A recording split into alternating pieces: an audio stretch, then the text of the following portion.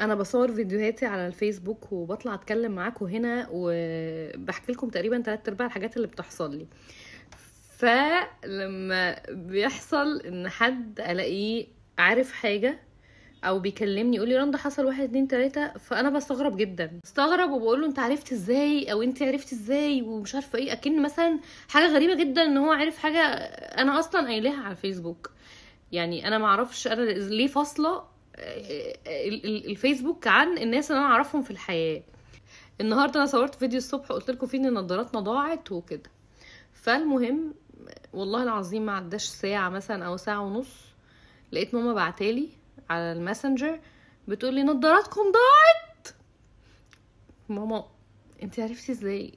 وحياة ربنا والله اللحظه قلت ماما مراقباني، والله العظيم قلت ماما مراقباني. طب مين اللي بيحكي لها؟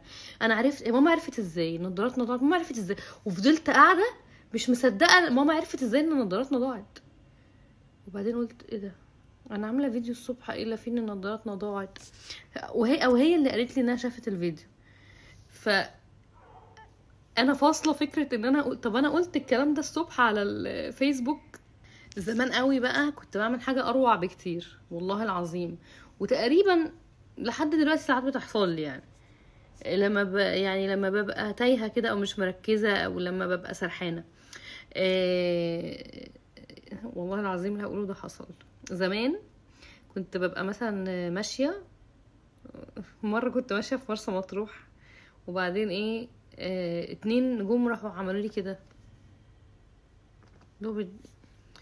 فانا متضايقه كده ورحت ايه لو بصوا لي كده ليه دول، ورحت داخله كانوا شباب يعني، رحت داخله محل هدوم وقلت بقى اقعد بقى في محل الهدوم ده ساعه.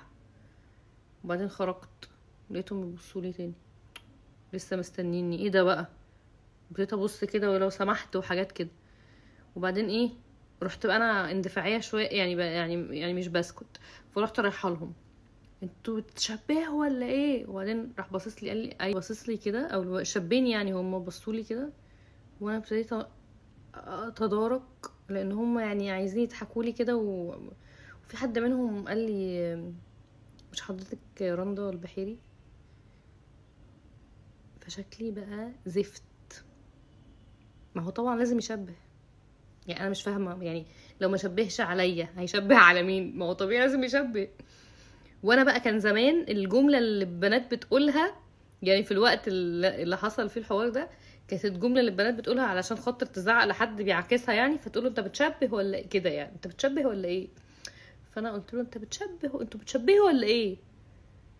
وبعد كده بيشبهوا يا رندا، في مالك يا حبيبتي؟ ما انتي شخصيه المفروض الناس عارفاكي وبتمثلي وبتطلعي في المسلسلات وفي الافلام، والمفروض الطبيعي ان الناس تبقى عارفاكي، فيعني ايوه لازم يشبهوا. فاسكتي بقى اسكتي مش ممكن. فطبعا بس على فكره دي ياما يعني دي حاصله 3500 مره. ولو لحد النهارده لو انا سرحانه قوي وحد بصلي كده مثلا، هو بيبصلي كده ليه وببقى مش عارفه يعني، ببقى في اللحظه دي ناسيه ان انا بمثل وناسيه ان انا مشهوره وناسيه ان في ناس تعرفه، وفاكره ان هو مثلا حد بيبصلي كده بيرخم عليا او بيعكسني. يعني ببقى في اللحظه دي ناسيه تماما ان ده حد بيشبه عليا خالص.